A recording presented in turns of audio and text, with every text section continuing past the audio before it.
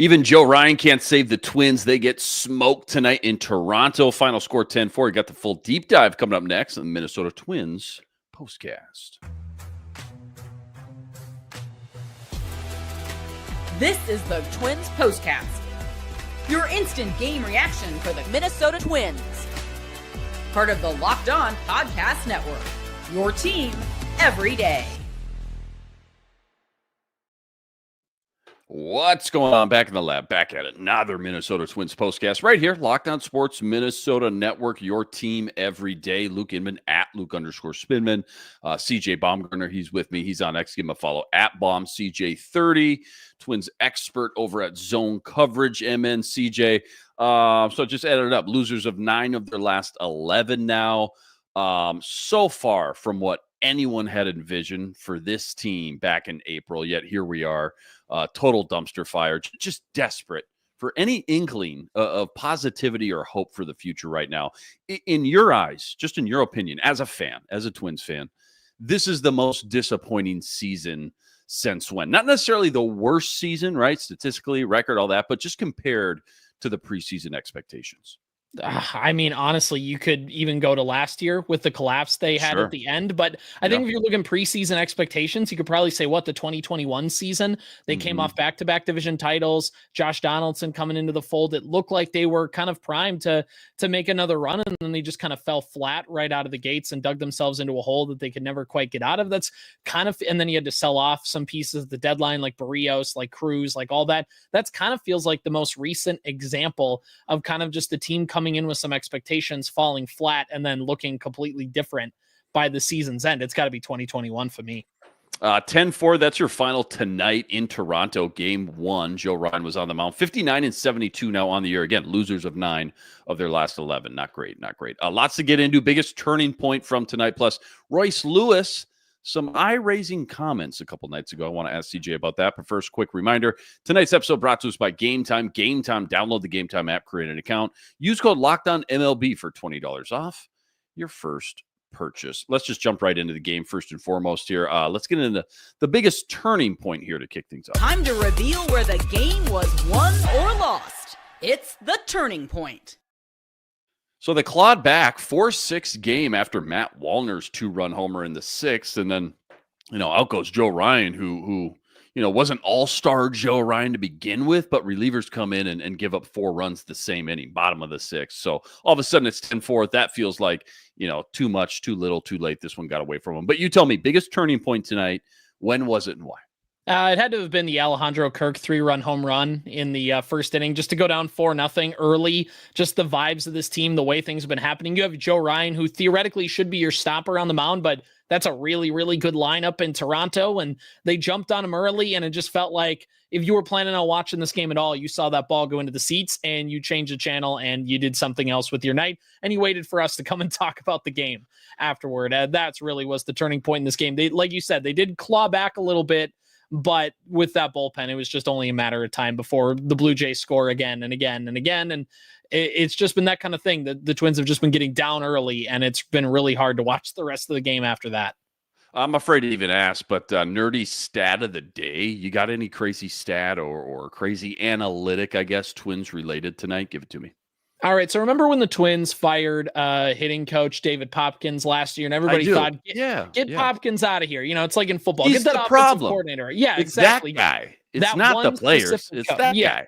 Never. It's not a deeper organizational philosophy thing. It's just one specific coach. They fired David Popkins, and he immediately gets hired by the Toronto Blue Jays. Last year, the Toronto Blue Jays, and they were weird. There were some injuries. It's not all on this, but the Toronto Blue Jays last year, in terms of weighted runs created plus, were ranked 101. They had a 101 rank, which was 14th best in baseball. That was a year ago. Since hiring David Popkins as their hitting coach, they now in 2025 have a 111 weighted runs created plus mark, which is top 112, which is top 3 in baseball in terms of runs scored. They are top 8. And this Blue Jays lineup is just clicking with the Twins' old hitting coach kind of running things. Can't be the same guy, though. It's not the same guy. It's a No, double, right? There's no way. Right. There's no chance. So when you say that the Blue Jays were 14th last year, now they're top 3. Where were the Twins last year before they fired him, or I guess even after they fired him? Just where they end the season last year, 14th, and where are they now this year? Just in comparisons. Well, the Twins last year in 2024 were top 9 with a 106 weighted runs created plus. And then if you look at where they are now, the Twins currently have a 96 weighted runs created plus, which is 19th in baseball. So they went from top 10 to now below average in the league. And again, it's, I'm oversimplifying it. There's a lot of things that go into play. I'm not saying it's all David Popkins, but certainly not a good look when the organization kind of tried to make him the problem for last year's collapse. Plenty more deep dive. CJ is going to give us his take on Royce Lewis's comments the other night. That's all coming up right after this. Quick reminder, tonight's episode brought to us by FanDuel. FanDuel, America's #1 sportsbook and official sportsbook partner of the MLB. Right now, FanDuel's giving you a chance at a huge return, $150 in bonus bets guaranteed when you win your first $5 wager. Why I love FanDuel. You get the hunch in the middle of the game. You go check out the latest stats. You view live play-by-play, all on the same page where you place your bets. Again, $150 in bonus bets guaranteed when you win your first $5 wager. Go check it all out over at FanDuel.com. Again, it's all sitting up over at FanDuel.com. $150 in bonus bets guaranteed when you win your first $5 wager. FanDuel, America's #1 sportsbook and official sportsbook partner of the MLB. All right, let's get into what we'll be talking about now. This is what you'll be talking about. I mean, obviously, what we'll be talking about is not just the 9 losses out of their last 11, but I think Royce Lewis's comments the other day were definitely at least a little noteworthy, don't you think? I mean, talking about, despite his struggles, he's not going to change his swing. He's not going to make adjustments. I guess the overall vibe that I got was just kind of some maybe me first comments, over the team. And a guy who kind of sounded like he was more worried about maybe his stats than anything else right now. What'd you make of all that, though? Yeah, I mean, that's really what those quotes come across. And maybe that's not how he intended. Maybe, and Royce Lewis has been a guy that kind of just says what's on his mind and maybe isn't the best media trained. So maybe I'm attributing ill motives. But yeah, those comments do come across as incredibly selfish and basically where he's saying he didn't want to take coaching all the time from the Twins hitting coaches and from things like that because he didn't want his stats to get messed up. Because, by the way, your stats, how good or bad you do, can impact how much money he will make next year. And he's trying to do his part. He's trying to take care of himself and his family. And he's trying to do all that stuff, which is understandable. But yeah, when you're not listening to coaches, when you're not doing your own stuff, I understand. I know we just ripped on the Twins hitting coaches and stuff like that in the last segment, but it just gets to a deeper, kind of broader problem of that's one of your tent pole players in your team. And you're having him kind of openly just admit to the media that, yeah, I wasn't really willing to take coaching. And then, oh, by the way, when he did, he hit a grand slam on a Friday night and his swing looked a little better over the weekend and things like that when he finally did start to take the coaching. So I think sometimes those quotes can just read a little bit of like the light bulb clicked for him, but the fact that he was maybe just a little too honest with how that happened necessarily kind of just reveals a little bit of just kind of an issue that the Twins are really gonna have to figure out, them and Lewis, I should say, if they want to figure this thing out and kind of get him back on track for the long term. Yeah, well said. Give me some sort of glass half full here. Whose stock on the Twins right now is pointing up? Like where's the individual win we can find amongst all the mud right now with a guy who looks like he's going to be a key part of 2026? Yeah, I mean, the biggest thing maybe to look for is the fact that Walker Jenkins got called up to AAA. Yeah. That is maybe the biggest thing. The Twins' top prospect, top 100 prospect. He's like the 11th overall, I think, according to The Athletic, top 10 overall, according to MLB.com. He is a consensus, bona fide prospect to watch. He's 20 years old, getting called up to AAA, which means that he'll start next season in AAA and could potentially be on the big league roster in the middle of 2026 if everything goes right. Obviously, kind of injury withstanding, but not a ton of players on the Twins right now really inspire much hope. You're kind of looking to the future and some of those guys that they're hoping can kind of be the spark plugs. Walker Jenkins is that guy. Speaking of spark plugs and potential 2026 starters, give me an odds or percentage that Kalen Culpepper is the Twins starting shortstop at some point next season. At some point next season, and I'm going to go by starters, like the Twins have kind of given him the keys and he's like your everyday starter out there. I'd say probably about like 25%. That's just off a gut feeling. I think the Twins do like where Lewis is at, or excuse me, Lee. I think, that at least defensively, they keep putting him out there. There's not really much change. I think they're going to give him every opportunity to end the season and going into the next one. To be that starting shortstop, even if his ceiling necessarily isn't as high as defend these Correas and things like that. But yeah, if Culpepper comes in and he hits, which Lee's coming around a little bit, but he's still that power, the other things like that. If Culpepper comes in and hits and can flash a play or two, it's a non-zero chance, and I'd say 1 in 4 that he ends up kind of unseating Lee as that team's everyday shortstop. Last one, it's a two-parter. Just now that all the dust has settled, it's been a while since the deadline has come and gone. Plenty of options to choose from, 13 acquisitions. Which trade deadline pickup are you most maybe intrigued or excited by, I guess? The guy that kind of gets you a little geeked up, a little jacked up. And then where do you think the Twins farm system ranks now post-deadline moves as well? We just talked about Walker Jenkins and Kalen Culpepper, plus a lot of other kind of young pups in the mix now after the trade deadline.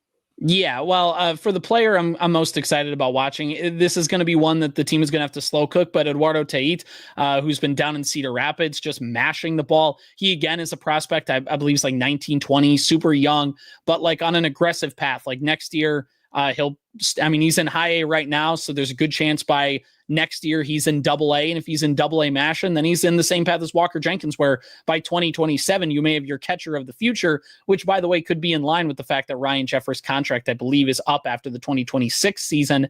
So like there's a little bit of that, like the Twins coming into the year did not have a great catcher in their farm system, if at all, and now they have him. And I'm blanking on the guy's name, but he was from the Chris Paddock trade. They have a couple catchers in their system now that they can at least kind of work out. And where the Twins farm system ranks overall, I've seen some be as gracious to put him as number 2 overall in baseball. I don't know if I go that high. I think it's being carried by a lot of Walker Jenkins as kind of the centerpiece around your organization. But I'd say the Twins are like a 5th best farm system in baseball kind of thing, because they have Jenkins, who is your top kind of A tier. He is the driver. He's the centerpiece.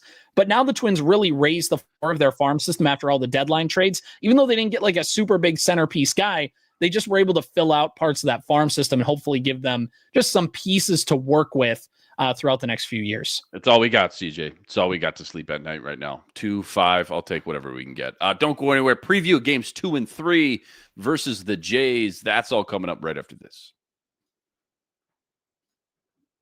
Quick reminder, tonight's episode also brought to us by Prize Picks. Prize Picks, it's America's #1 fantasy sports app, now with more than 10 million members to date. For me and my money, it is by far the easiest. It's the most exciting way to get in on all the action. While you watch your favorite sports, you watch your favorite players, and it's so simple. All you got to do, you pick more or less on 2 or more players' stats. You watch the winnings roll in. Could be strikeouts, RBIs, home runs, stolen bases, base hits, you name it. They got it. Take your pick on more or less. Add them to your Prize Picks entry today. Plus, they now offer Apple Pay, quick and easy deposits into your account all season long. Download the Prize Picks app. Use code LOCKEDONMLB for $50 instantly with any $5 wager.